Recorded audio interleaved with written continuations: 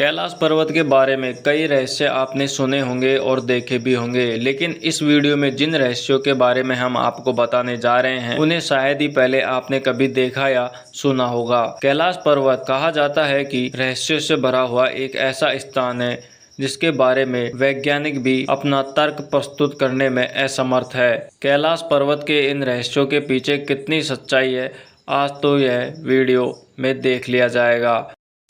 वैज्ञानिकों ने कैलाश पर्वत को धरती का केंद्र घोषित कर दिया है। धार्मिक दृष्टि से देखा जाए तो कैलाश पर्वत दुनिया के 4 मुख्य धर्म, जिनमें हिंदू, जैन, बौद्ध और सिख धर्म शामिल हैं, उनका केंद्र है। कैलाश पर्वत को अजय पर्वत के नाम से भी जाना जाता है क्योंकि कैलाश पर्वत की ऊंचाई लगभग 6,600 मीटर है, जो कि दुनिया के सबसे ऊंचे पर्वत माउंट एवरेस्ट से कम है। माउंट एवरेस्ट पर लगभग 7,000 से अधिक लोग अब तक चढ़ाई कर चुके हैं, लेकिन आखिर क्यों कैलाश पर्वत पर आज तक कोई भी इंसान चढ़ नहीं पाया। इसके बारे में वैज्ञानिक बताते हैं कि कैलाश पर्वत के चुंबकीय बल के कारण ऐसा होता है। कई वैज्ञानिकों ने अपने अध्ययन में पाया कि एक जगह जहां पर कैलाश पर्वत में अलौकिक ऊर्जाओं का अत्यधिक मात्रा में प्रवाह होता है। इसी वजह से कई तपस्वी इस पवित्र स्थान पर आध्यात्मिक क्रियाएं करते हैं। इसके साथ ही कैलाश पर्वत की आकृति भी आज के समय के लिए एक रहस्य बन चुकी है।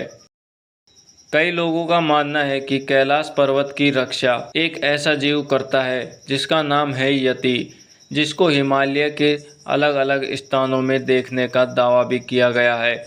वैज्ञानिक अभी तक हिमालय के 20% हिस्से को आज तक नहीं खोज पाए। उन्हीं हिस्सों के बीच शायद यति आज भी जिंदा है, लेकिन सोचने वाली बात तो यह भी है कि यति कैलाश पर्वत की रक्षा आखिर क्यों कर रहा है। कुछ पर्वत पर रहने वाले या पर्वतारोहियों का कहना है कि उन्होंने वहां एक ऐसे जीव को देखा है जो साधारण इंसान से बहुत ऊंचा है। देखने से ऐसा लगता है कि मानो वह यति था, लेकिन ये यति है क्या? दोस्तों, यति एक ऐसा जीव होता है जो सामान्य इंसान से बहुत बड़ा होता है। दिखने में वो इंसान के रूप वाला बंदर के समान दिखाई देता है। यति के होने पर बहुत लोग यकीन नहीं करते, लेकिन नेपाल और तिब्बत लोगों के लिए यति जैसा जीव होता है। यति उन उलझे हुए रहस्यों में से एक है जिन्हें आज तक किसी ने ना तो देखा है और ना ही इस रहस्य को कोई सुलझाने में अभी तक शामिल हुआ है।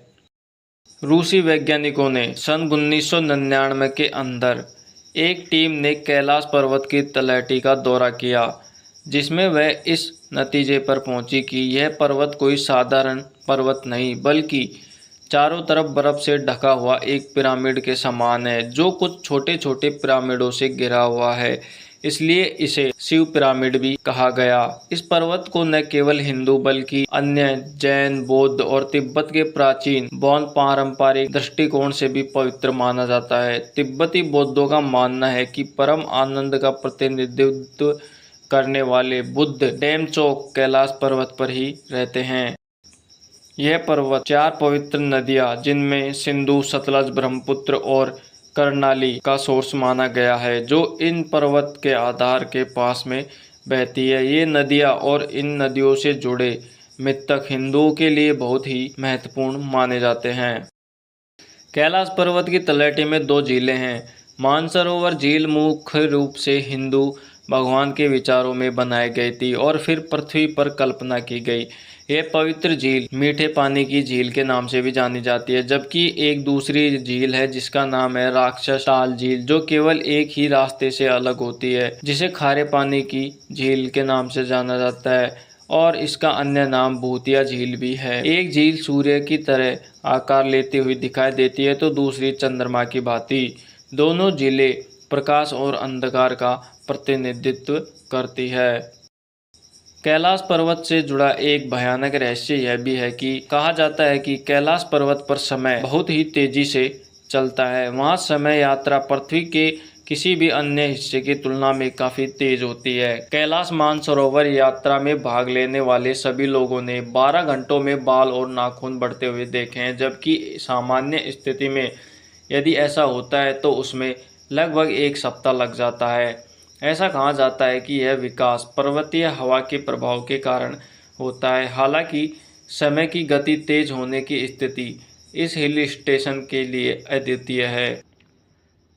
कैलाश पर्वत पर अत्यधिक मात्रा में रेडियो एक्टिव किरणें भी पाई जाती है।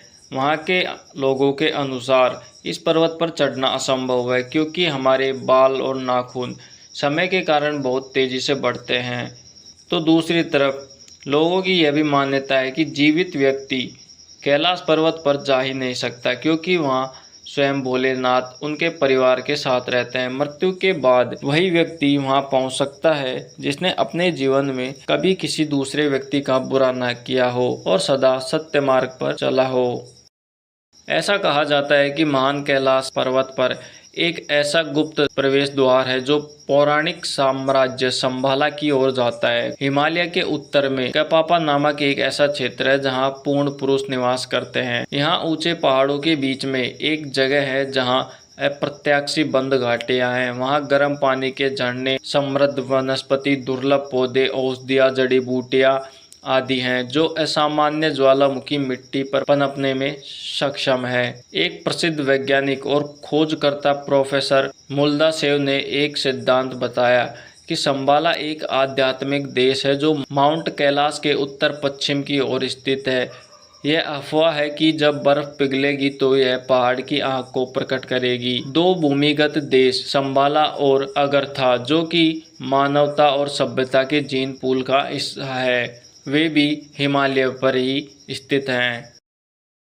कैलाश की चोटी को देखना कई शोधकर्ताओं और यात्रियों का सपना रहा है, लेकिन कोई भी इसमें सफल नहीं हो पाया। जो लोग पहाड़ पर चढ़ना चाहते हैं और चोटी तक पहुंचना चाहते हैं, वे अचानक विपरीत दिशा में जाने के लिए तैयार हो जाते हैं। कहते हैं कि यहाँ पर जब चढ़ाई की जाती है तो आधी दूरी तय करने के पश्चात इंसान की सोच को कोई अन्य शक्ति कंट्रोल करती है। जो लोग पहाड़ पर चढ़े वे कभी वापस ही नहीं आए। कैलाश पर्वत के कई उपनाम भी बताए जाते हैं, जिनमें से अष्टापद, गणपर्वत और रजतगिरी के नाम से भी इसे जाना जाता है। पौराणिक कथाओं के अनुसार भगवान ऋषभ देव ने यहीं पर ही ज्ञान प्राप्त किया था। माना जाता है कि कैलाश पर्वत पर केवल वही इंसान पहुंच सकता है जो कि कैलाश पर्वत की ऊर्जा के साथ समानता स्थापित कर ले। इसके अलावा अन्य कोई व्यक्ति कैलाश पर्वत पर नहीं पहुंच सकता। आपको जानकर हैरानी होगी कि आज तक तो कैलाश पर्वत पर कोई नहीं चढ़ सका, लेकिन 11वीं सदी के एक बौद्ध भिक्षु योगी मिलारेपा ने कैलाश पर्वत की चढ़ाई की थी। इस पर्वत के शिखर पर पहुंचकर वापस आने वाले वह पहले इंसान थे, लेकिन जब वे वापस आए तो उन्होंने कैलाश पर्वत पे महसूस होने वाले अनुभव थे वे किसी को नहीं बताए थे।